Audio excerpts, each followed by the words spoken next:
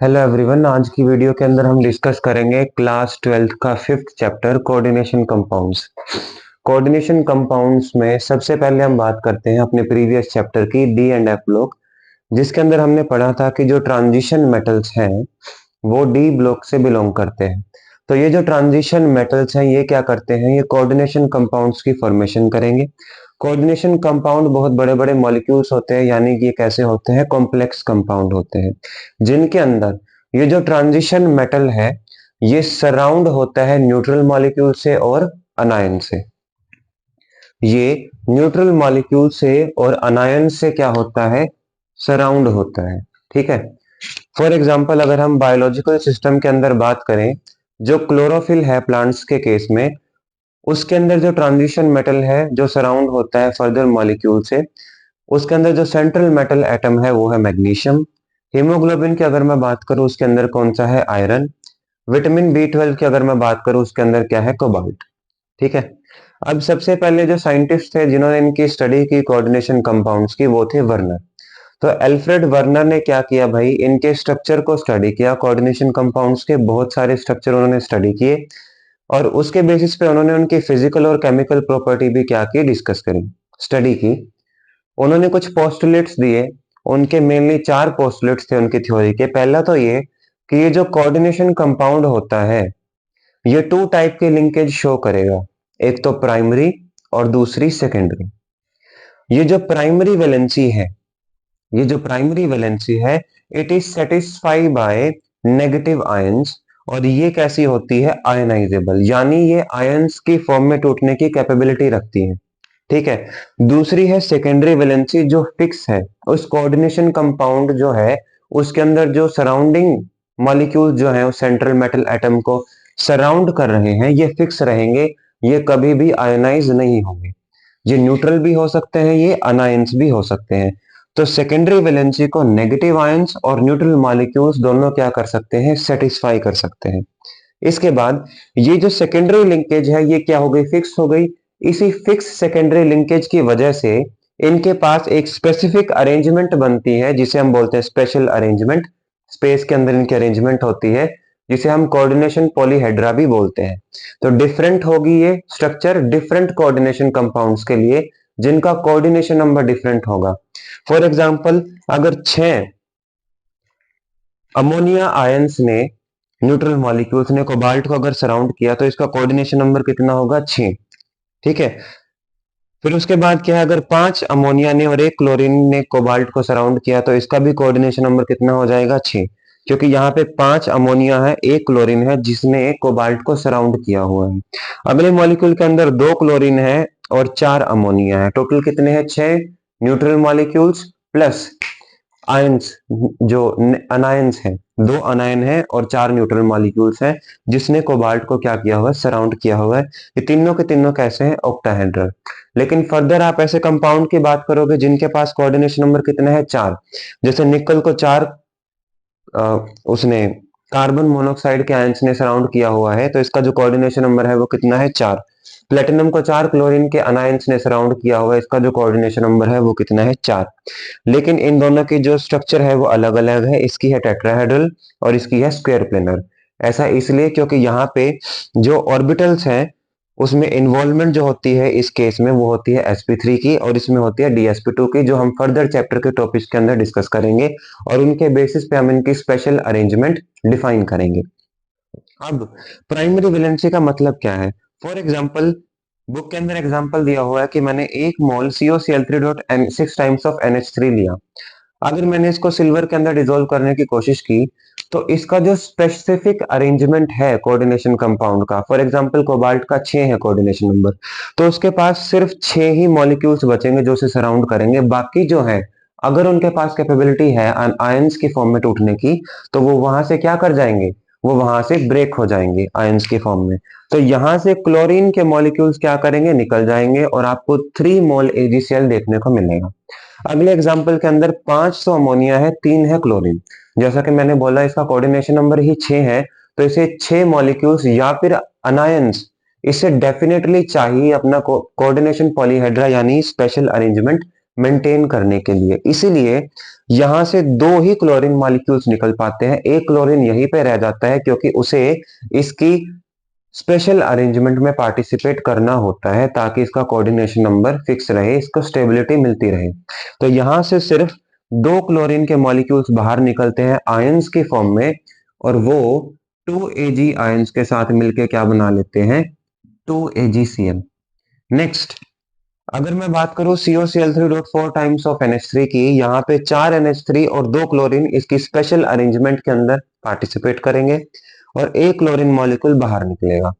Similarly इस case में भी क्या होगा, एक मॉलिक्यूल बाहर निकलेगा, क्लोरीन आयन का Ag के साथ रिएक्ट करेगा और AgCl सॉल्ट की फॉर्मेशन करेगा।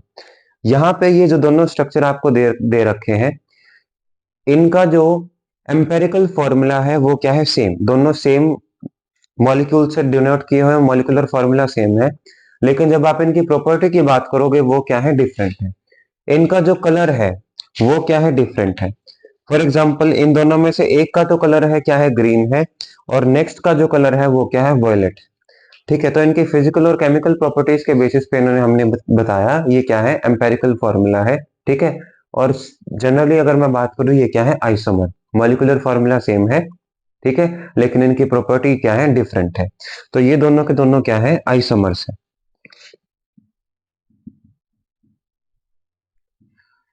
तो वर्नर की थ्योरी सिर्फ इतनी ही थी। उसके बाद बुक के अंदर नेक्स्ट टॉपिक की बात की हुई है कि difference between a double salt and a complex.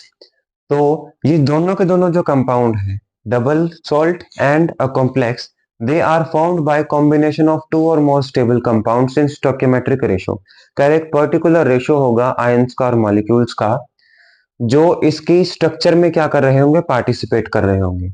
जैसे कार्नलाइट की अगर मैं बात करूं, इसके अंदर क्लोरीन जो है वो कितने हैं, 3, वाटर मॉलिक्यूल्स कितने हैं, 6। तो इनका क्या है, एक स्पेसिफिक स्टोइकियोमेट्रिक रेशियो है, भाई 3 ही क्लोरीन मिलेंगे, 6 ही क्या मिलेंगे, वाटर मॉलिक्यूल्स मिलेंगे, ज्यादा नहीं हो सकते ना ही कम हो सकते हैं। मोहर सोल्ट की अगर मैं बात करूंगा, इसके अंदर आपको अमोनिया 2 मिलेंगे, सल्फेट 2 मिलेंगे, वाटर 6 मॉलिक्यूल्स मिलेंगे।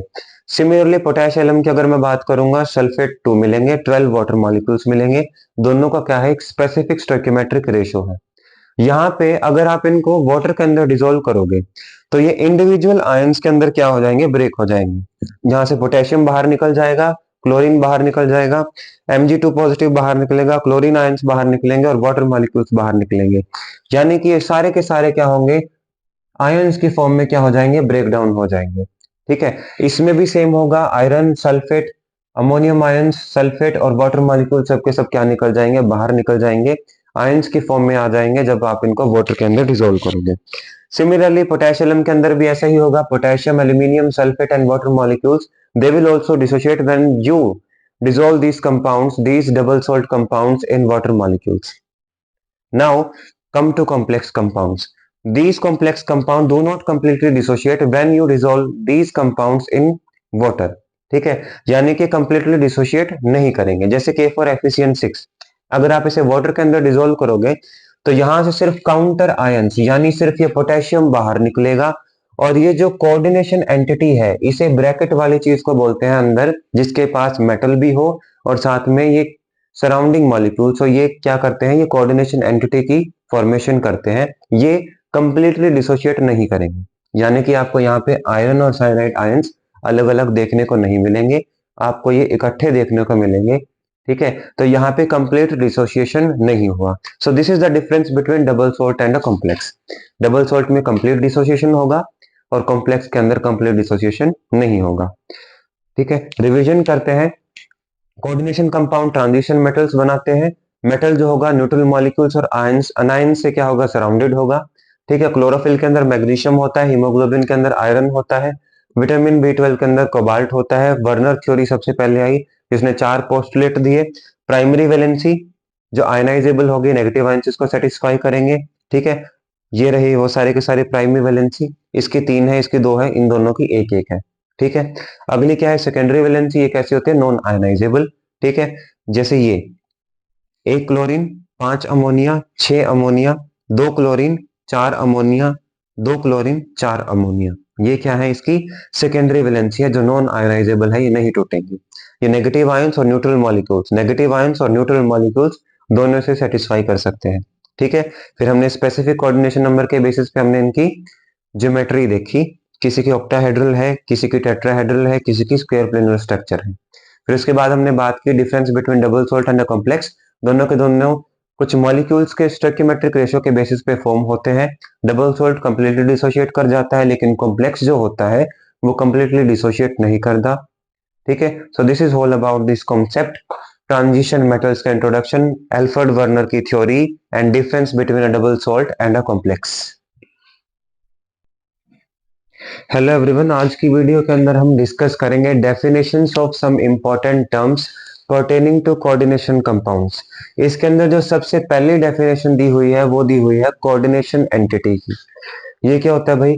जब एक सेंट्रल मेटल एटम या फिर आयन बॉन्डेड हो कुछ फिक्स्ड नंबर ऑफ आयंस या फिर मॉलिक्यूल्स से, उसे हम बोलते हैं कोऑर्डिनेशन एंटिटी। फॉर एग्जांपल, जब कोबाल्ट 3 क्लोरीन मॉलिक्यूल्स और 3 अमोनियम आयंस, ये आयंस हैं और ये क्या है? Neutral molecules. ठीक है, तो आयन से या फिर न्यूट्रल मॉलिक्यूल से वो क्या हो? सराउंड हो। ठीक है, उसे हम क्या बोलेंगे? Coordination entity. ठीक है, ये पूरी की पूरी क्या है? कोऑर्डिनेशन एंटिटी, यानी central metal atom plus fixed number of ions या फिर मॉलिक्यूल्स, ये दोनों तीनों मेटल एटम या फिर आयंस या मॉलिक्यूल्स दोनों क्या कॉन्स्टिट्यूट करते हैं? Coordination entity. इसके अंदर प्लेटिनम, क्लोरीन और ammonia. Platinum central metal atom है, ठीक है।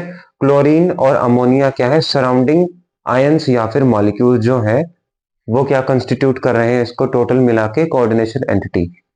ये जो स्क्वायर ब्रैकेट के अंदर है, इसके अंदर भी मेटल है, साथ में कुछ लाइगेटिंग ग्रुप्स हैं जो इसको इलेक्ट्रॉन डोनेट कर रहे हैं। ये भी क्या है? Coordination entity. ये भी क्या है? Coordination entity. FeCl6 4 minus, CONH3 6 3 positive, ये भी क्या है? कोऑर्डिनेशन एंटिटी है। ठीक है, यानी स्क्वायर ब्रैकेट के अंदर जो भी चीज है वो सारी की सारी क्या है? कोऑर्डिनेशन एंटिटी है। इसके बाद अब हम बात कर रहे हैं सेंट्रल एटम या फिर आयन की। भाई जिस जिस लाइगेटिंग ग्रुप्स ने, जिस आयन या मॉलिक्यूल्स ने मेटल को सराउंड किया हुआ है, वही मेटल क्या है? आपका सेंट्रल एटम। ठीक है, उसी को ही सारे के सारे ये जो डोनेटिंग ग्रुप्स हैं वो इलेक्ट्रॉन डोनेट कर रहे हैं। ठीक है, नेक्स्ट अब हम बात करते हैं इसके ऊपर के चार्ज की। फॉर एग्जाम्पल, अगर हमें जिस भी कंपाउंड का चार्ज कैलकुलेट करना है उसे हम सपोज करते हैं x। ठीक है, और उसके साइड वाले आयंस का चार्ज लिख लेते हैं, जैसे COCl3NH3 दिया हुआ है। Cl3 है, कितने हैं Cl3? 3। कितने हैं? 3। एक Cl के ऊपर चार्ज होता है -1। x प्लस 3 इंटू -1, क्योंकि 3 क्लोरीन के मॉलिक्यूल्स हैं, प्लस 3 किसके हैं? अमोनिया के, जिनके ऊपर चार्ज एक के ऊपर होता है 0, सभी के ऊपर भी 0 होगा। और इज इक्वल्स टू में हम लिखते हैं टोटल चार्ज। टोटल चार्ज कितना है? 0। इस ब्रैकेट के ऊपर टोटल चार्ज कितना है? 0, तो हमने लिख दिया 0। अब हम यहां से x की वैल्यू कैलकुलेट करेंगे, कितनी आएगी? -3 प्लस 0, -3 उधर जाकर हो जाएगा +3 का, तो x की जो वैल्यू आई है वो कितनी आई है? +3।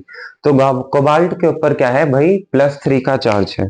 उसके बाद हम बात करते हैं प्लेटिनम Cl2NH3 ट्वाइस। मैंने बोला प्लेटिनम को मान लो x, जिस सेंट्रल एटम का आपको ऑक्सीडेशन नंबर फाइंड आउट करना है, प्लस आप सराउंडिंग मॉलिक्यूल्स का या फिर आयंस का चार्ज लिख दीजिए। क्लोरीन कितने हैं? 2। एक क्लोरीन के ऊपर -1, 2 के ऊपर कितना होगा? -2, प्लस अमोनिया के ऊपर चार्ज कितना है? 0 है, कितने? 2। 2 इंटू 0 इज इक्वल टू में टोटल चार्ज ब्रैकेट के ऊपर 0, तो -2 उधर जाके +2 का हो जाएगा, x की वैल्यू आ जाएगी +2। सो this is the oxidation number of platinum in this complex. ठीक है, नेक्स्ट इज NiCO4। NiC, निकल का हमें कैलकुलेट करना है, तो x, एक कार्बन मोनोक्साइड के ऊपर क्या होता है? 0 चार्ज, क्योंकि ये एक न्यूट्रल मॉलिक्यूल है, न्यूट्रल लाइगेंड है। इज इक्वल्स टू में 4 इंटू 0 इज इक्वल्स टू में 0, क्योंकि कोई चार्ज ही नहीं है, यानी कि इस मॉलिक्यूल के अंदर निकल के ऊपर कोई चार्ज ही नहीं है। निकल का जो ऑक्सीडेशन स्टेट है वो कितना है? 0। इसके बाद हम बात करते हैं FeCl6 4 माइनस की। तो आयरन का हमें कैलकुलेट करना है, x मानते हैं। क्लोरीन कितने हैं? 6, तो 6 इंटू -1 इज इक्वल्स टू में टोटल चार्ज अब की बार है, ब्रैकेट के ऊपर चार्ज दिया हुआ है कितना? -4, तो -6 उधर जाके कितने का हो जाएगा? +6 -4 इज इक्वल्स टू में +2, So +2 is the oxidation state या oxidation number of iron in this coordination entity. Next is CuNH36. एक कोबाल्ट के ऊपर कितना चार्ज है हमें कैलकुलेट करना है, x प्लस NH3 के ऊपर 0, 6 मॉलिक्यूल्स हैं, 6 into 0 0 is equals to +3 is the total charge on this coordination entity. तो x की वैल्यू कितनी आएगी +3, यानी कि कोबाल्ट यहाँ पे +3 ऑक्सीडेशन स्टेट में है। ऑक्सीडेशन नंबर सारों की हमने कैलकुलेट कर ली। इसके बाद हम बात करते हैं लाइगेंड्स की। भाई जो ये मॉलिक्यूल्स या आयंस आपको दिख रहे हैं ना, जो इलेक्ट्रॉन डोनेट कर रहे हैं, यही क्या है, सारे के सारे लाइगेंड्स हैं। तो लाइगेंड्स क्या होते हैं, दीज आर दी आयंस और molecules bound to the central atom या फिर ion in the coordination entity. इन्हें हम क्या बोलते हैं, लाइगेंड्स बोलते हैं। ये सिंपल भी हो सकते हैं जैसे क्लोरीन, ठीक है, कुछ स्मॉल मॉलिक्यूल्स भी हो सकते हैं जैसे वाटर और अमोनिया। ये लार्जर मॉलिक्यूल्स भी हो सकते हैं जैसे ethane 1,2 diamine, EDTA ethylene diamine tetra acetate, ठीक है। और कुछ केसेस में प्रोटीन्स भी एक लाइगेंड की तरह बिहेव करते हैं, ठीक है। अब जब एक लाइगेंड बाउंड हो मेटल आयन के साथ through a single donor atom, जब एक लाइगेंड के पास सिर्फ एक सिंगल डोनर एटम हो, क्या हो, एक सिंगल डोनर एटम हो, तो उसे क्या बोलेंगे हम, यूनिडेंटेट। यूनि मतलब एक, डेंटेट मतलब एक एटम उसको क्या कर रहा है, डोनेट कर रहा है इलेक्ट्रॉन। तो क्लोरीन के अंदर एक है, NH3 के अंदर सिर्फ नाइट्रोजन है जिसके पास लोन पेयर है जो ये डोनेट करता है, H2O के पास सिर्फ ऑक्सीजन है जिसके पास लोन पेयर है जो डोनेट करता है। यानी सिर्फ एक सिंगल एटम है इसके पास जो डोनेट करेगा, इसलिए हम इसे क्या बोलेंगे, यूनिडेंटेट। दूसरा है डाइडेंटेट। डाइडेंटेट मतलब डाई मीन्स टू, ठीक है, डेंटेट मतलब डोनर एटम्स। तो इसके अंदर कितने हैं, दो डोनर एटम्स हैं, जैसे इथेन 1,2 डाइअमीन एंड ऑक्सैलेट। इसके अंदर दो नाइट्रोजन है जो इलेक्ट्रॉन डोनेट करने की कैपेसिटी रखते हैं, इसके अंदर दो ऑक्सीजन एटम्स है जो इलेक्ट्रॉन डोनेट करने की कैपेसिटी रखते हैं, ठीक है। तो ये क्या है, सारे के सारे didentate ligands, ethane 1,2 diamine and oxalate. Next is polydentate. Polydentate means जब दो या दो से ज्यादा, सॉरी दो नहीं, दो से ज्यादा, ठीक है, तो इसके पास क्या होंगे, सेवरल डोनर एटम्स होंगे, कितने, बहुत सारे। जैसे ये है नाइट्रोजन, ब्रैकेट में क्या है, इथेनमीन, कितने, थ्राइस, तो इसके पास मल्टीपल डोनर एटम्स है। स्पेसिफिकली एनसीईआरटी के अंदर एक एग्जांपल दिया हुआ है हेक्साडेंटेट लाइगेंड का, वो है इथाइलिन डाइअमीन टेट्रा एसीटेट। क्या दिया हुआ है, इथाइलिन डाइअमीन टेट्रा एसीटेट। इस तरीके से दिया हुआ है इन्होंने, क्या, इथाइलिन डाइअमीन, और साथ में क्या है, एसीटेट के molecules, CH2COO minus, CH2COO minus, CH2COO minus, CH2COO minus. इसके पास चार तो ऑक्सीजन है जो इलेक्ट्रॉन डोनेट करने की कैपेसिटी रखते हैं, दो नाइट्रोजन है जो इलेक्ट्रॉन डोनेट करने की कैपेसिटी रखते हैं। तो टोटल इसकी जो डेंसिटी हो गई वो कितनी है, 6, ठीक है। इसके बाद हम बात करते हैं जब सेवरल डोनर एटम्स यूज हो रहे हो बाइंडिंग के लिए, ठीक है, जब बहुत सारे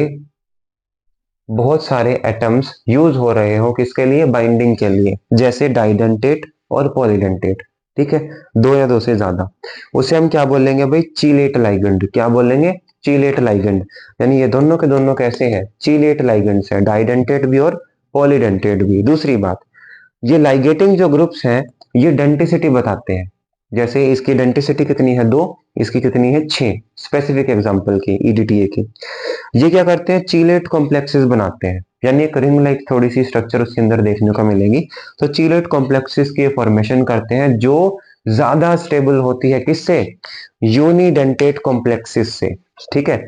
जो यूनिडेंटेट लाइगेंड्स होते हैं जब वो सेंट्रल मेटल एटम के साथ बाउंड करते हैं तो उनसे तो ज्यादा स्टेबल होते हैं। ये किसकी वजह से, चीलेट इफेक्ट की वजह से, ठीक है। ये जो चीलेट कॉम्प्लेक्सेस होंगे ज्यादा स्टेबल होंगे। दूसरी बात, लाइगेंड जो होंगे, जब एक लाइगेंड के पास दो डिफरेंट एटम्स हो इलेक्ट्रॉन डोनेट करने के लिए, for example NO2 and HCl। Nitrogen के पास क्या है, नाइट्रोजन भी ऑक्सीजन भी है, ठीक है। थायोसल्फेट के पास क्या है, सल्फर भी है और नाइट्रोजन भी है, ठीक है। तो इसके अंदर दो एटम्स यूज किए हैं इसमें, कितने, दो।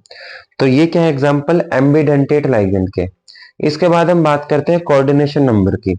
तो कोऑर्डिनेशन नंबर का मतलब सिंपल सा इतना है भाई, जितने लाइगेंड डोनर एटम्स होंगे, जितने एटम्स डोनेट करने वाले होंगे, वही क्या होगा उसका coordination number. For example PtCl6, इसके पास 6 क्लोरीन के मॉलिक्यूल्स हैं, ये 6 एटम्स हैं जो इलेक्ट्रॉन डोनेट करने की कैपेसिटी रखते हैं, तो इसका जो कोऑर्डिनेशन नंबर होगा वो कितना होगा, 6। इसका होगा 6। इसके बाद क्या है NiNH3 2+, इसके पास 4 अमोनिया है। इस अमोनिया में सिर्फ नाइट्रोजन के पास कैपेबिलिटी है कि वो इलेक्ट्रॉन डोनेट कर पाए, यानी कि पास कितने हैं, 4 डोनर एटम्स है, कोऑर्डिनेशन नंबर कितना है, 4। इसके बाद इथाइलिन डाइअमीन, सॉरी ये क्या है, इथेन 1,2 डाइअमीन, ईएन क्या है, इथेन 1,2 डाइअमीन, इसे हम ईएन से भी डिनोट करते हैं, इथेन 1,2 डाइअमीन। इसके पास सिर्फ 2 ही तो नाइट्रोजन है जो इलेक्ट्रॉन डोनेट करने की कैपेसिटी रखते हैं। है कितने टोटल, 3। कितने हो गए, 6। यानी इसकी डेंसिटी या फिर आप कह लीजिए इसका कोऑर्डिनेशन नंबर कितना है, 6। इसके बाद हम बात करते हैं ऑक्सैलेट की। कितने हैं इसके पास, 2 डोनेटिंग एटम्स है ऑक्सीजन के। टोटल कितने हैं ऑक्सैलेट, 3। टोटल कितने हो गए, 6। तो 6 इसका क्या है, कोऑर्डिनेशन नंबर है। ठीक है। इसके बाद हम नेक्स्ट टॉपिक की बात करते हैं, वो है कोऑर्डिनेशन स्फीयर। तो कोऑर्डिनेशन स्फीयर क्या होता है भाई, कोऑर्डिनेशन स्फीयर में क्या होता है भाई, जब एक सेंट्रल मेटल एटम हो और वो सराउंड हो लाइगेंड से, उसे हम क्या बोलेंगे, कोऑर्डिनेशन स्फीयर। और इसके बाहर जो आयंस प्रेजेंट होंगे, जो आयनाइजेबल होते हैं, उन्हें हम बोलते हैं काउंटर आयंस। जैसे K4Fe6 के अंदर जो पोटेशियम 4 है, ये तो है काउंटर आयन। Fe6 क्या है, सारे के सारे ये कोऑर्डिनेशन स्फीयर के अंदर काउंट होते हैं। उसके बाद हम बात करते हैं कोऑर्डिनेशन पॉलीहेड्रन की।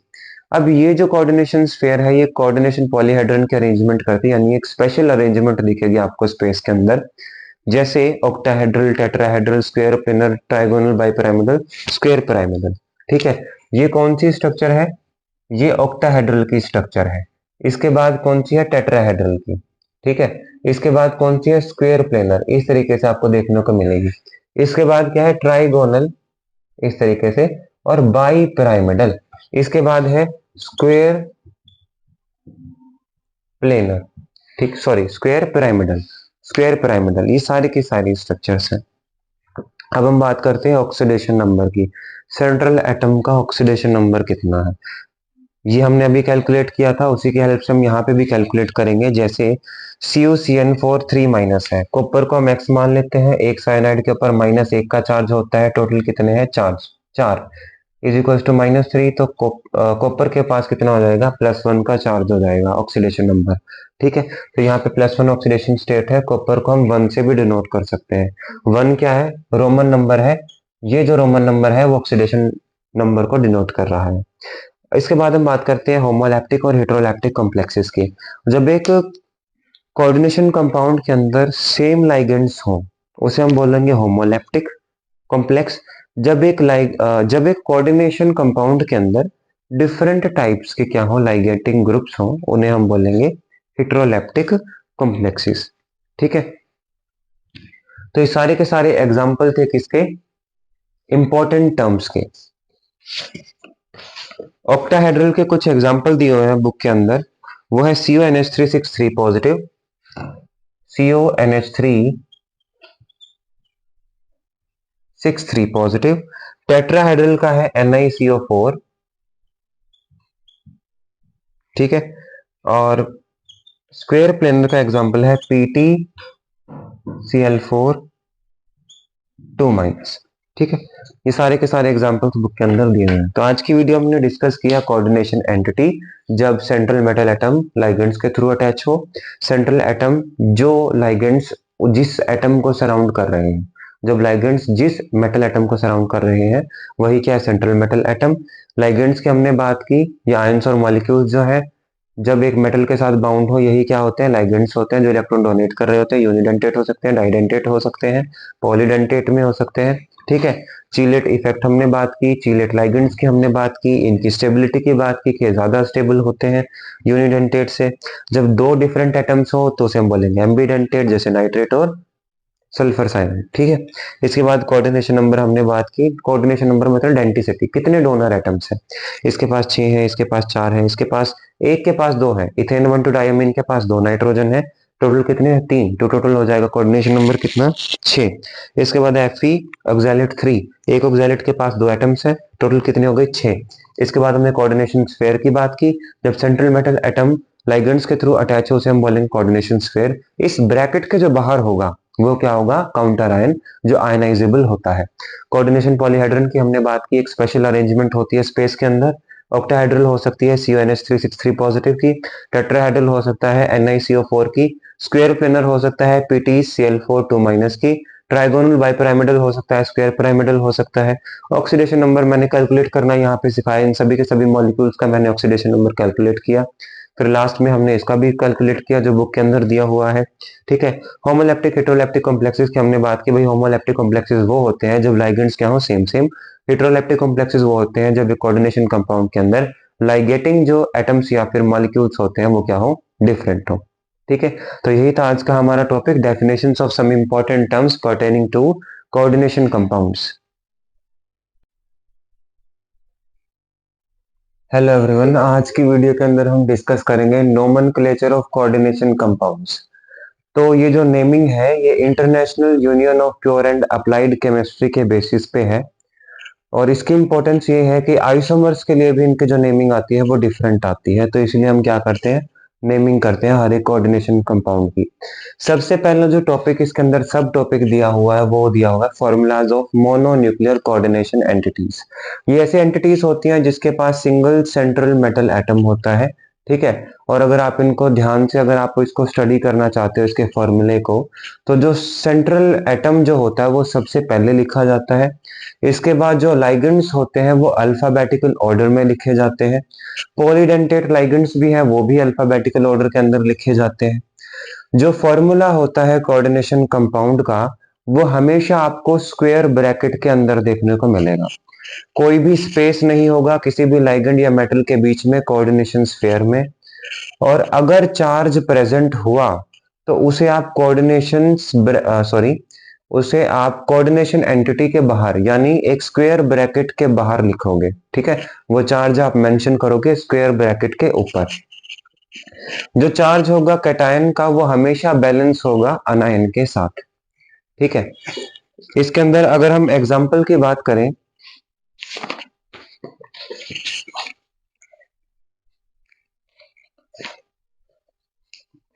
CONH3Cl3,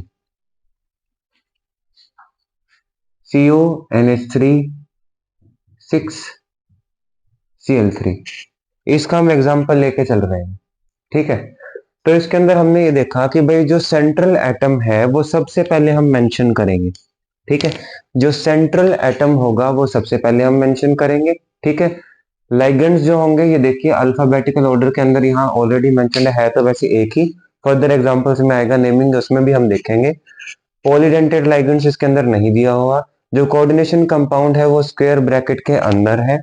अगर चार्ज हुआ तो आप उसे मेंशन करेंगे। जैसे अगर मैं इसको वाटर के अंदर डिसोल्व करता हूं तो यहाँ से 3 क्लोरीन के मॉलिक्यूल्स बाहर निकलेंगे, यानी 3Cl नेगेटिव आयंस बाहर निकलेंगे, इसके ऊपर आएगा 3 पॉजिटिव का चार्ज, 3 पॉजिटिव का इसके ऊपर चार्ज आएगा। अगर ये नहीं होते तो आप इस चार्ज को क्या करते इसके ऊपर मेंशन करते, ठीक है। तो यही चीज है भाई, अगर चार्ज प्रेजेंट हुआ तो इसका आप स्क्वायर ब्रैकेट के ऊपर मेंशन करोगे, ठीक है। जितने अनायन थे उतने ही क्या होगा कैटायनिक चार्ज इसके ऊपर आएगा, जितने उसने लॉस किए हैं अनायन उतना ही उसके ऊपर चार्ज आएगा। इसके अंदर 3 क्लोरीन के आयंस बाहर निकले थे तो 3 पॉजिटिव का चार्ज आ गया, ठीक है। अब हम बात करते हैं नेमिंग की कि आप इनकी नेमिंग कैसे करोगे।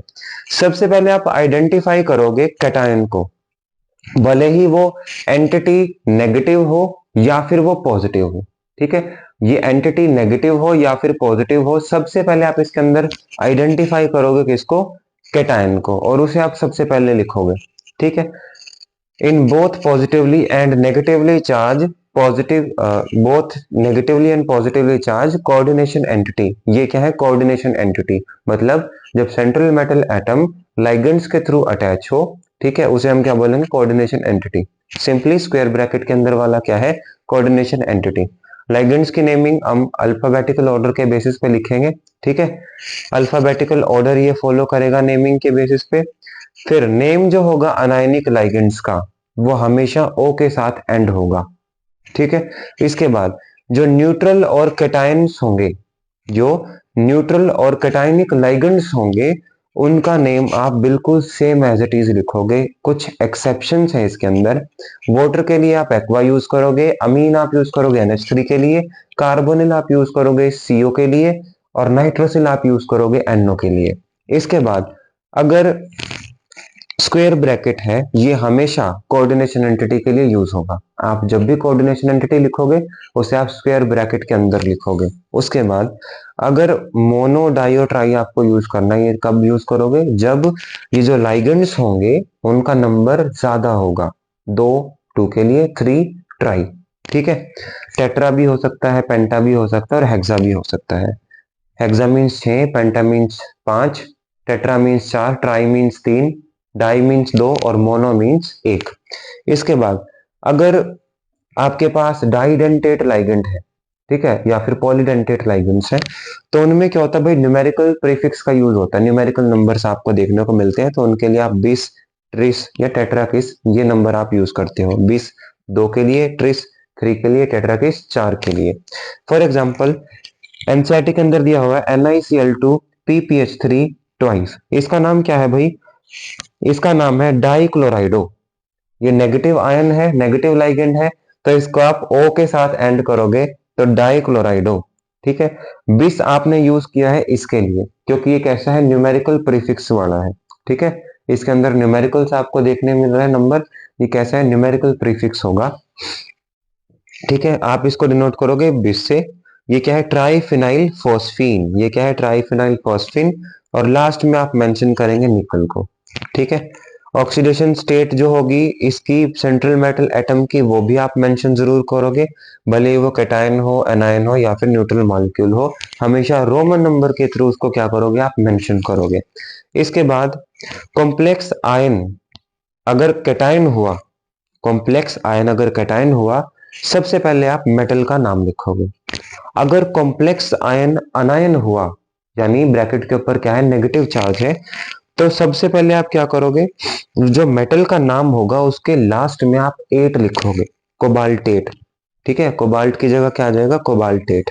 आयरन की जगह क्या आ जाएगा? फेरेट। अगर कैटायन होता तो सिंपल रहता, PT for platinum, CO cobalt के लिए, ठीक है। अगर कोई न्यूट्रल हो, अगर कोई न्यूट्रल दिया हो आपको, तो आप सिंपली इसका यूज करोगे। सिंपली जैसे कैटायन की नेमिंग करते हो कोऑर्डिनेशन कंपाउंड की, आप न्यूट्रल कोऑर्डिनेशन कंपाउंड की भी वैसे ही डिट्टो सेम नेमिंग करोगे। जैसे हमारे पास सबसे पहले फर्स्ट एग्जांपल दिया हुआ है एनसीईआरटी के अंदर, ये मॉलिक्यूल दिया हुआ है CrNH3H2O थ्राइस, और Cl3 साथ में दिया हुआ है। सबसे पहले आप आइडेंटिफाई करोगे नेगेटिव और पॉजिटिव स्पीशीज को। आपको पता है जो क्लोरीन है वो कैसा है? नेगेटिव, ठीक है। और इस ब्रैकेट के ऊपर क्या आ जाएगा? पॉजिटिव का चार्ज। तो ये जो कोऑर्डिनेशन एंटिटी है, this coordination entity, square bracket के अंदर ये जो एंटिटी है वो कैसी है? पॉजिटिवली चार्ज्ड है। तो अगर ये पॉजिटिवली चार्ज है तो सबसे पहले आप क्या करोगे? आप लाइगेंड्स का नेम लिखना शुरू करोगे। लाइगेंड्स का नेम कैसे लिखना शुरू करोगे? आप अल्फाबेटिकल ऑर्डर इसके लिए क्या करोगे? यूज करोगे। जैसे सबसे पहले कौन आएगा? अमीन या फिर एक्वा। अमीन में क्या आता है भाई? और एक्वा, ठीक है। तो ए तो दोनों का सेम है। आप नेक्स्ट अल्फाबेट की तरफ बढ़ोगे, एम पहले आएगा, क्यू बाद में, ठीक है। और यहाँ पे कितने हैं? 3। कितने हैं? 3। तो यहाँ पे क्या आएगा? ट्राई अमीन, ठीक है, ट्राई अमीन। और उसके बाद एक्वा कितने हैं? वाटर कितने हैं? 4। तो ट्राई एक्वा, ठीक है। फिर उसके बाद हम मेंशन करेंगे किसका? मेटल का नेम। अब हमें ये पता है ये जो कोऑर्डिनेशन एंटिटी है वो कैसी है? कैटाइनिक। ये कोऑर्डिनेशन एंटिटी कैसी है? कैटाइनिक है। अगर ये कैटाइनिक कोऑर्डिनेशन एंटिटी है, इसका मतलब यहाँ पे जो ये मेटल दिया हुआ है इसका नेम जो होगा वो ditto same as it is क्या हम कर देंगे? लिख देंगे इसके अंदर। तो यहाँ पे क्या आ जाएगा? क्रोमियम, ठीक है। और हमें इसका चार्ज भी मेंशन करना है, वो भी हम कैलकुलेट करेंगे। और ये जो लास्ट में हमें काउंटर आयन दिया हुआ है, ये ब्रैकेट के अंदर नहीं है, कोऑर्डिनेशन एंटिटी के अंदर, इसको हम same to same as it is mention कर देंगे बाहर। अगर ये अंदर होता तब हम इसके लास्ट में ओ लगाते, ठीक है। तो यहाँ पे क्या आ जाएगा? क्लोराइड। अब हमें बात करनी है चार्ज की। सिंपली अगर मैं यहाँ से 3 क्लोरीन आयंस को हटा दूं तो इस ब्रैकेट के ऊपर कितना चार्ज आएगा, +3 का। तो यहाँ पे टोटल चार्ज आ गया +3 का। मुझे कैलकुलेट करना है किसका, क्रोमियम का। क्रोमियम का मान लिया मैंने x, ठीक है। अमीन के मेरे पास 3 मॉलिक्यूल्स हैं, हर एक के ऊपर चार्ज होता है 0, तो न्यूट्रल है ये। प्लस वाटर भी क्या होता है भाई, 0 चार्ज वाला होता है, तो इसके ऊपर भी क्या आ गया, +3 इंटू 0 इज इक्वल टू में टोटल चार्ज कितना दिया हुआ पूरे कंपाउंड के ऊपर, +3। दिस कोऑर्डिनेशन एंटिटी हैज +3 का चार्ज, ठीक है। तो x की वैल्यू इज इक्वल टू में कितनी आ गई, +3, यानी क्रोमियम की जो ऑक्सीडेशन स्टेट है, ऑक्सीडेशन नंबर है, वो कितनी है, +3। उसके बाद हम नेक्स्ट कोऑर्डिनेशन एंटिटी की बात करते हैं। हमें इसके अंदर ये पता है जो सल्फेट है वो नेगेटिव स्पीशीज है, ये जो कोऑर्डिनेशन एंटिटी है वो कैसी है, पॉजिटिव है। इसमें भी हम सेम चीज मेंशन करेंगे, लेकिन यहाँ पे आपको ये देखना है ये जो लाइगेंड दिया हुआ है वो कैसा है, न्यूमेरिकल प्रीफिक्स वाला है, ठीक है। ये कैसा है, डाइडेंटेट। कैसा है, डाइडेंटेट। तो इसके लिए आप बिस, टिस या फिर टेट्राकिस ये वाले नंबर आप यूज करोगे मेंशन करने के लिए। तो इसमें क्या होगा भाई, इसमें कितने दिए हुए हैं लाइगेंड हम सबसे पहले मेंशन करेंगे, तो इसमें आ जाएगा ट्रिस। ट्रिस के बाद हम इसका नाम लिखेंगे, इथेन 1,2 डाई अमीन, इथेन 1,2 डाई अमीन, ठीक है। फिर उसके बाद हम मेंशन करेंगे मेटल को। अब मेटल कैसा है, कोऑर्डिनेशन एंटिटी कैसी है भाई, पॉजिटिव है। अगर कोऑर्डिनेशन एंटिटी पॉजिटिव है तो यहाँ पे भी हम सेम टू सेम क्या करेंगे, मेटल का name same to same as it is रहने देंगे। तो यहाँ पे क्या आ जाएगा, कोबाल्ट, ठीक है। चार्ज अभी हम कैलकुलेट करेंगे। सल्फेट की अब बात हो रही है, ठीक है। सल्फेट क्या है, स्क्वायर ब्रैकेट के बाहर है, यानी कोऑर्डिनेशन एंटिटी के बाहर है, ठीक है। तो हम इसे same to same as it is mention करेंगे। अगर ये अंदर होता है तब हम एंड में इसके ओ लगाते हैं। तो यहाँ पे क्या आ जाएगा, सल्फेट। अब हम बात करते हैं चार्ज की। हमें इसकी हेल्प से, अब हमें ये पता है इथेन 1,2 डाइअमीन के ऊपर एज इट इज कोई चार्ज नहीं होता, ठीक है। तो यहाँ पे हम लगा देंगे 0। एक्स कोबाल्ट के लिए जिसके हमें कैलकुलेट करनी है, प्लस 2 मॉलिक्यूल्स, 3 मॉलिक्यूल्स हैं किसके, इथेन 1,2 डाइअमीन के, और हर एक के ऊपर चार्ज कितना होता है, 0। इज इक्वल्स टू में क्या होगा, टोटल चार्ज। अगर हम एक सल्फेट को हटाएंगे तो चार्ज आएगा -2, 3 हटा रहे हैं तो कितना आएगा, -6। तो ये -6 का चार्ज लेके तो चले गए, और +6 का चार्ज किसको दे दिया इन्होंने, इसको, कोऑर्डिनेशन एंटिटी को। इसके ऊपर कितना आ जाएगा, +6 का चार्ज। तो यहाँ पे +6 आ गया भाई, ठीक है। तो x, और यहाँ पे अगर आप ध्यान से देखो, ये कोऑर्डिनेशन एंटिटी के अंदर कितने दिए हुए हैं, 2 कोबाल्ट। कितने दिए हुए हैं, 2 कोबाल्ट। तो यहाँ पे 2x भी आएगा, ठीक है। 2x प्लस ये भी कितने हैं, 2 मॉलिक्यूल्स, ये भी कितने हैं, 2 मॉलिक्यूल्स इस पूरे के। ये टोटल चार्ज कितना आ गया, 0। इज इक्वल्स टू में टोटल चार्ज कितना है, 3 सल्फेट निकले तो +6 का चार्ज देके गए पूरे कोऑर्डिनेशन स्फेयर को, ठीक है। +6 का चार्ज आ गया, x की value 6/2 which is equals to +3। तो +3 क्या है, इसकी ऑक्सीडेशन स्टेट है। इस तरीके से आपको मेंशन करने हैं। अगर आपके पास कैटायनिक कोऑर्डिनेशन एंटिटी हो तो सबसे पहले आप कैटायन को सेम टू सेम रहने देंगे, उससे पहले आप लाइगेंड्स के सारे नेम लिख लेंगे, लेकिन वो अल्फाबेटिकल ऑर्डर के अंदर होने चाहिए। अगर आपके पास न्यूमेरिकल प्रीफिक्स वाले आते हैं, जैसे इथेन 1,2 डाइअमीन आ जाता है, तो उसके लिए आप बिस, ट्रिस या फिर टेट्राकिस का यूज करोगे, ठीक है, उनके नंबर को मेंशन करने के लिए। उसके बाद हमारे पास नेक्स्ट एग्जांपल है ये वाला। इसके अंदर हम नेगेटिव और पॉजिटिव स्पीशीज आइडेंटिफाई करने की कोशिश करते हैं। भाई साइनाइड आयन जो होता है वो होती है नेगेटिव स्पीशीज, तो मैं इसको मान रहा हूँ नेगेटिव और इसको मैं मान रहा हूँ पॉजिटिव, ठीक है। अब हम इसकी नेमिंग करनी शुरू करते हैं। तो नेमिंग करने के लिए हम सबसे पहले क्या करेंगे, हम पॉजिटिव स्पीशीज की नेमिंग सबसे पहले करेंगे। तो यहाँ पे लाइगेंड कौन सा है, अमीन। तो यहाँ पे क्या आ जाएगा भाई, डाई अमीन, क्योंकि अमीन कितने हैं, 2। तो यहाँ पे आ जाएगा डाई अमीन। ये क्या है, एजी, ठीक है। एजी मींस सिल्वर। तो सिल्वर का नेम बिल्कुल सेम एज इट इज आएगा, क्योंकि ये पॉजिटिव कैटायनिक एंटिटी के अंदर है। ये मेटल जो है पॉजिटिव कोऑर्डिनेशन एंटिटी के अंदर है, तो सिंपली हम इसको ऐसे मेंशन करेंगे। तो यहाँ पे क्या आ जाएगा, सिल्वर, ठीक है। और इसका चार्ज अभी हम कैलकुलेट करेंगे। उसके बाद हम नेगेटिव स्पीशीज को मेंशन करना शुरू करते हैं। अब हमें ये पता है भाई, अगर ये जो नेगेटिव स्पीशीज है ये ब्रैकेट के अंदर है, किसके अंदर है, ब्रैकेट के अंदर है। अगर ये ब्रैकेट के बाहर होती तो साइनाइड मेंशन कर देते। अब ये ब्रैकेट के अंदर है तो इसे आप साइनाइडो लिखोगे। इसका जो एंड होगा नेम का आप ओ से एंड करोगे। अगर एनायनिक लाइगेंड है तो आप एंड करोगे नेम किससे? ओ से। तो यहां पे क्या आ जाएगा भाई? यहां पे आ जाएगा डाईसाइनाइडो। यहां पे क्या आ जाएगा? डाईसाइनाइडो। और एजी को, सिल्वर को हम मेंशन करते हैं negative cationic negative coordination entity के अंदर आर्जेंटेट से। किससे? आर्जेंटेट से। तो आर्जेंटेट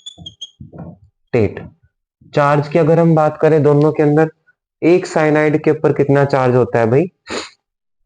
-1। ठीक है। अब हम बात करते हैं नेक्स्ट स्पीशीज की नेमिंग की। वो दी हुई है AgNH3 ट्वाइस AgCN2। इसके अंदर अगर हम बात करें, हर एक जो स्क्वायर ब्रैकेट होगा उसके ऊपर क्या हो जाएगा? चार्जेस की क्या हो जाएगी? सेपरेशन हो जाएगी। साइनाइड कैसी है? ये स्पीशीज कैसी है? नेगेटिव। तो ये जो स्क्वायर ब्रैकेट होगा ये नेगेटिव चार्ज बियरिंग होगा, इसके ऊपर नेगेटिव चार्ज होगा -1 का। अगर ये हटेगा तो इसको किस तरह का चार्ज देगा? +1 का। ठीक है। अब हम मेंशन करते हैं, सबसे पहले हम मेंशन कर रहे हैं किसको? कैटायनिक कोऑर्डिनेशन एंटिटी को। इसके अंदर हम अगर मेटल की बात करें तो इसको सेम टू सेम आपने लिखना है सिल्वर। Ag क्या होता है? सिल्वर। उससे पहले आप लाइगेंड का नेम मेंशन करोगे, डाई अमीन सिल्वर। चार्ज अभी हम मेंशन करते हैं, इसके अंदर भी आप same to same use method करोगे। लेकिन यहाँ पे ये जो नेगेटिव स्पीशीज है वो ब्रैकेट के अंदर है, तो लास्ट का जो नेम होगा वो एंड होगा ओ से। ठीक है।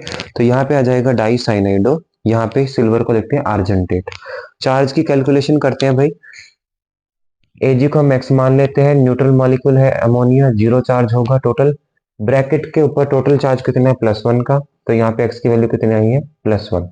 सिमिलरली इधर अगर हम बात करें, Ag की हमने x मान ली, एक साइनाइड के ऊपर -1 होता है, दो के ऊपर -2 हो जाएगा। तो 2 इंटू -1 इज इक्वल टू में टोटल चार्ज -1। तो -2 उधर जाके +2 का हो जाएगा। तो +2 -1 इज इक्वल टू +1। ठीक है। तो हर एक आर्जेंटेट के ऊपर यानी सिल्वर के ऊपर क्या है? +1 का चार्ज है। ठीक है। इसके बाद हम 5 एग्जाम्पल और करेंगे। अब हम कुछ एग्जाम्पल्स की बात करते हैं जो एनसीईआरटी के अंदर दिए हुए हैं। सबसे पहले दिया हुआ है ये एग्जाम्पल। इसके अंदर हम सबसे पहले कोऑर्डिनेशन एंटिटी के अंदर आइडेंटिफाई करेंगे एक तो मेटल को और दूसरा लाइगेंड को। तो मेटल है हमारे पास प्लेटिनम, और लाइगेंड जो है हमारे पास 3 दिए हुए हैं, एक तो अमीन, एक नाइट्राइटो और एक क्लोरीन। तो अल्फाबेटिकल ऑर्डर के बेस पे सबसे पहले आएगा हमारे पास अमीन। कितने हैं? 2। तो डाई अमीन, फिर आएगा क्लोराइडो। इसे हमने क्लोराइडो इसलिए लिखा क्योंकि जब एक अनायनिक लाइगेंड हो तो उसका जो नाम होता है वो ओ से एंड होता है। तो ये क्या एक लाइगेंड की तरह बिहेव कर रहा है? तो क्लोरीन जब लाइगेंड की तरह बिहेव करेगा, अनायनिक है, तो इसका आप एंड करोगे नेम ओ से, तो क्लोराइडो। इसका नाम होगा नाइट्राइटो। और नाइट्रोजन के साथ, ये प्लेटिनम के साथ अटैच है, तो इसलिए हमने एन को इसके अंदर मेंशन किया, नाइट्रोजन को, ताकि हम शो कर सके कि नाइट्रोजन के साथ सेंट्रल मेटल एटम के साथ बॉन्डिंग कर रहा है। इसके बाद हम बात करते हैं इसके चार्ज की। तो प्लेटिनम का चार्ज हमें कैलकुलेट करना है, इसको हम मान लेते हैं x। साथ में न्यूट्रल मॉलिक्यूल्स दिए हुए हैं, कितने हैं? 2 हैं अमोनिया के। ठीक है। तो हमने 2 इंटू 0 कर दिया, प्लस -1, क्योंकि एक क्लोरीन के ऊपर 1 माइनस का चार्ज होगा। नाइट्रो ग्रुप के पास, नाइट्राइटो ग्रुप के पास भी क्या होगा? एक नेगेटिव का चार्ज होगा। टोटल चार्ज कितना है? 0। तो उधर जाके -2 जो है +2 हो जाएगा, तो +2 चार्ज होगा किसके ऊपर? प्लेटिनम के ऊपर। नेक्स्ट हमारे पास एग्जांपल है किसका? ये वाला K3Cr C2O4 थ्राइस। यहाँ पे हमें ये पता है जो पोटेशियम वाली स्पीशीज है वो पॉजिटिव है, ये वाली जो स्पीशीज है वो नेगेटिव है। अब की बार जो कोऑर्डिनेशन एंटिटी है वो कैसी है? नेगेटिव है। तो जब कोऑर्डिनेशन एंटिटी कैसी हो जाए? नेगेटिव हो जाए, तो उसके अंदर जो सेंट्रल मेटल एटम होगा उसको हम लास्ट में एंड करेंगे नेम को 8 से। किससे? 8 से। ठीक है। तो चलिए अब इसके नेमिंग करते हैं। सबसे पहले हम क्या करेंगे? हम सबसे पहले मेंशन करेंगे पॉजिटिव स्पीशीज को यानी पोटेशियम को। यहाँ पे सबसे पहले क्या दिया हुआ भाई? पोटेशियम दिया हुआ है। फिर उसके बाद हमें दिया हुआ है कौन सा? नेगेटिव, ये कोऑर्डिनेशन एंटिटी दी हुई है। इसके अंदर सबसे पहले हम मेंशन करेंगे लाइगेंड को। तो इसके अंदर जो लाइगेंड है वो क्या है? ऑक्सैलेट। इसके अंदर जो लाइगेंड है वो क्या है? ऑक्सैलेट। और ये जो लाइगेंड है वो नेगेटिव है। ठीक है। और जब एनाइनिक लाइगेंड हो तो उसके नेम को हम एंड करेंगे किससे? ओ से। तो यहाँ पे है वे, ओ से हम इसको एंड करेंगे। ऑक्सैलेट होता है, इसे हम एंड करेंगे ऑक्सैलेटो से। और ये कैसा है भाई? ये कैसे है? 3 नंबर का दिया हुआ है, इसे हम मेंशन करेंगे ट्राई से। तो ये हो जाएगा ट्राई ऑक्सैलेटो। ठीक है। और क्रोमियम है, ये नेगेटिव स्पीशीज के अंदर, इस टाइम ये नेगेटिव कोऑर्डिनेशन एंटिटी के अंदर है, इसलिए हम मेंशन करेंगे इसे क्रोमेट से। ठीक है। तो यहाँ पे आ जाएगा क्रोमेट। इसके चार्ज की अगर मैं बात करूं, पोटेशियम 3 पॉजिटिव चार्ज लेके गया होगा, तो इसको कितना मिलेगा भाई? -3 का चार्ज मिलेगा। ठीक है। इस पूरी ब्रैकेट को कितना मिलेगा? -3 का चार्ज मिलेगा। एक ऑक्सैलेट के ऊपर कितना होता है? -2। तो क्रोमियम को मैक्स मान लेते हैं 2 इंटू थ्राइस, सॉरी 3 मॉलिक्यूल्स है किसके? ऑक्सैलेट के। एक ऑक्सैलेट के ऊपर -2 का चार्ज इज इक्वल टू में -3। तो x -6 is equal to -3। X की वैल्यू आ जाएगी +3, यानी कि क्रोमियम के ऊपर, क्रोमेट के ऊपर +3 का चार्ज है। इसे हम क्रोमेट मेंशन करेंगे। नेक्स्ट हमारे पास है ये स्पीशीज।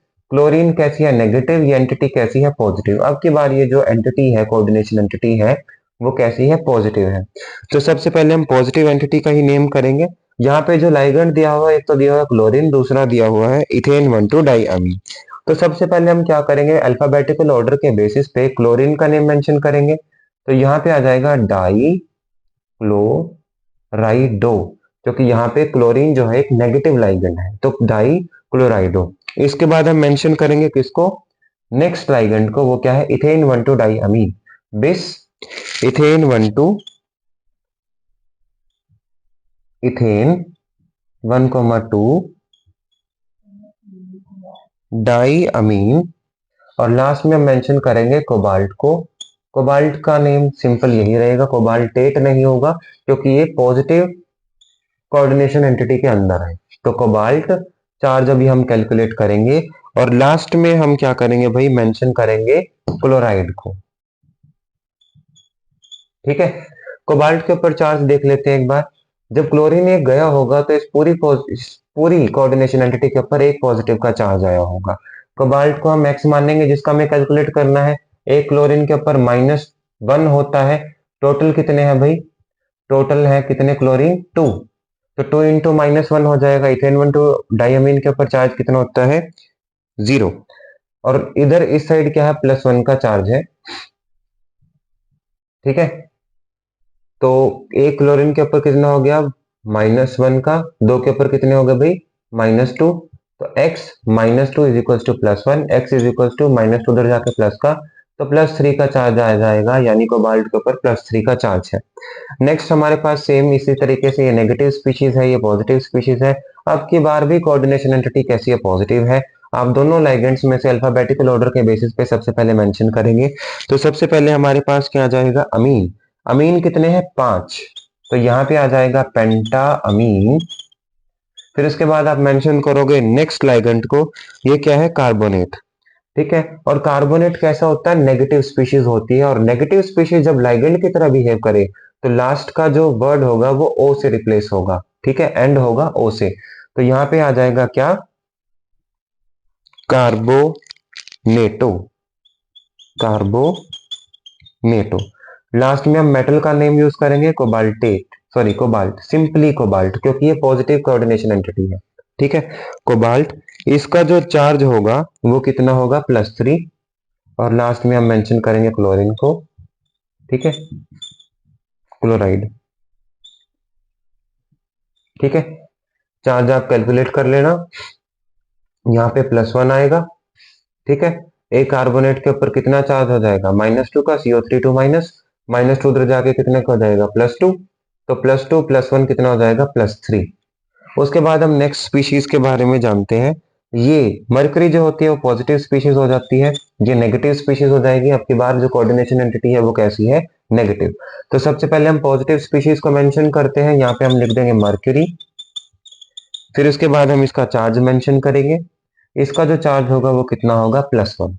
ठीक है। इसको जो जब आप हटाओगे इसे, तो +1 का चार्ज लेकर जाएगा, इसको नेगेटिव का चार्ज लेकर जाएगा, तो ये तो खुद ही एक पॉजिटिव स्पीशीज है। फिर उसके बाद हम इस नेगेटिव कोऑर्डिनेशन एंटिटी का नेम मेंशन करेंगे, जहां पे हमारे पास दिया हुआ है थायोसाइनेटो, कितने हैं 4, तो यहाँ पे आ जाएगा टेट्रा थायो साइनेटो। लास्ट में हम ओ से रिप्लेस करेंगे क्योंकि ये नेगेटिव स्पीशीज के अंदर है और नेगेटिव लाइगेंड की तरह बिहेव कर रहा है। और लास्ट में हम लिखेंगे एस के साथ ही अटैच है, सल्फर के साथ ही कोबाल्ट अटैच है। ठीक है, तो यहाँ पे आ जाएगा कोबाल्ट 8, यहाँ पे आ जाएगा कोबाल्ट 8, क्योंकि जब नेगेटिव केटाइनिक स्पीशीज जब नेगेटिव कोऑर्डिनेशन एंटिटी हो तब आप क्या करते हो, अनायन के केस में जो मेटल होता है लास्ट में उसे 8 से रिप्लेस कर देते हो, तो यहाँ पे क्या आ जाएगा कोबाल्ट 8। इसी के साथ आपका नोमेनक्लेचर ऑफ कोऑर्डिनेशन कंपाउंड खत्म हो गया।